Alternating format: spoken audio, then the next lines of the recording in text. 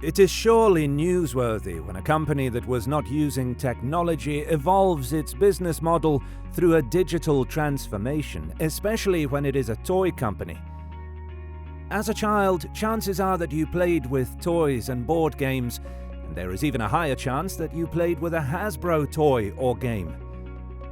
Hasbro is an American multinational toy company that is based in Pawtucket, Rhode Island. With a market capitalization of over $11 billion, Hasbro is the largest toy and board game company in the world. The Hassenfeld brothers, now called Hasbro, started in 1926, but it did not make its first toy until 1952. Their creation was Mr. Potato Head, which was a smash hit and the first toy to be featured on a television commercial. But you might know Mr. Potato Head from the popular movie Toy Story. For many years, Hasbro was able to capitalize on its multiple lines of successful toys. They produced their own toys, and they also set up licensing agreements to produce toys based on the intellectual property owned by other companies such as Star Wars, Power Rangers, and Pokemon. Hasbro also produces legacy board games such as Monopoly, Operation, Scrabble, Risk, and Battleship. But aside from being one of the world's largest toy makers, Hasbro improved its business model by venturing into film and television properties. As far back as the 80s, Hasbro made a big push to get its IP onto television screens across the country. They had TV programs created for IP like G.I. Joe and Dungeons & Dragons. During this time, the company also leveraged the power of television and film to make toys based on successful TV shows and movies such as Jurassic Park and Barney, which they did not own. But these were the efforts that helped drive toy sales, and by 1989, Hasbro had generated sales of over $1.4 billion. They also leveraged successful shows like the Transformer film series and My Little Pony. Even though the movies and TV series were generating income, Hasbro still considered itself a toy company. As such, the movies and TV shows were ways to sell more toys and keep the franchises relevant. Early digital efforts. Thanks to the success they had in leveraging TV and films to sell toys, Hasbro decided to explore a new media, which was video games. In 1995, they created Hasbro Interactive that published video games based on existing Hasbro IP. By 1997, Hasbro Interactive had games such as Frogger and Tonka Search in the top 10.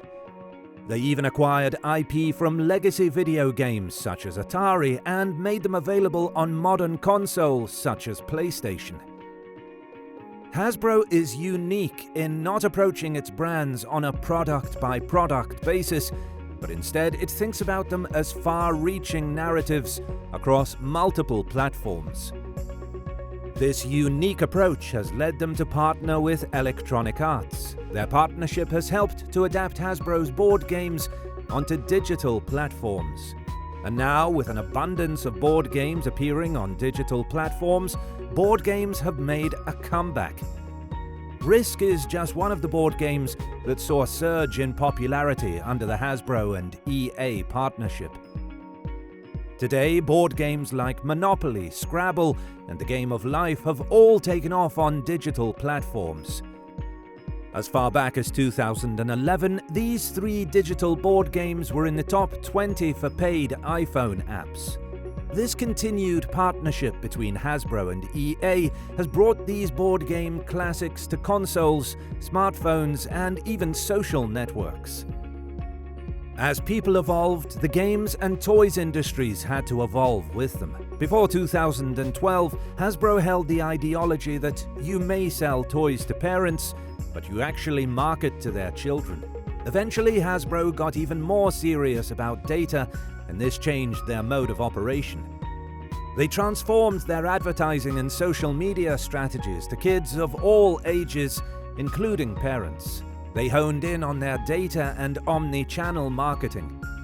Since their products span across online and offline channels, Hasbro found a way to give their customers a seamless experience. And thanks to their efforts, the toy company sales have grown tremendously. It is no secret that digital is at the heart of their success. Hasbro's makeover has included plenty of social, running ads and creating audiences on Facebook, Instagram, Twitter, YouTube, and Snapchat.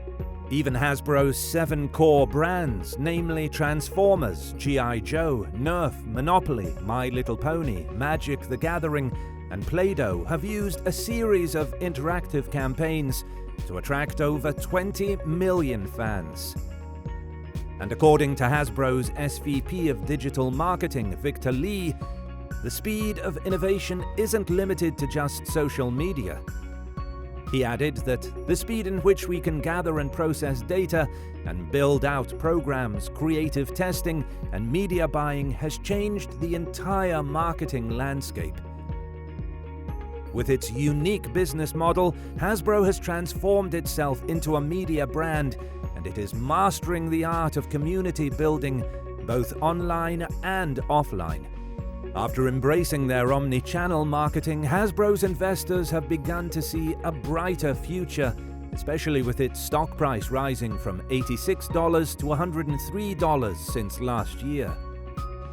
To showcase their worth in digital capabilities, Hasbro made a giant $3.8 billion acquisition of Peppa Pig and PG Masks producer Entertainment One.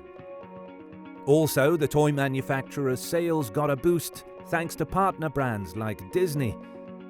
Besides getting access to children's TV hits such as Peppa Pig, Hasbro is getting a production studio. If Hasbro can consistently create a stream of TV and movie revenues and licensing fees based on its other franchises, it is bound to do wonders that will drive growth in the decade ahead.